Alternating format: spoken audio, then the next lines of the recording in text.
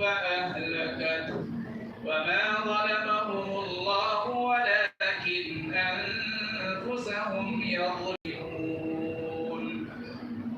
يا أيها الذين آمنوا لا تتخذوا بطانة من دونكم لا يألونكم إلا خبالا ودوا ما عنتم قد بدت البغضاء من أفواههم وما تخفي صدورهم أكبر قد بينا لكم الآيات إن كنتم تعقلون.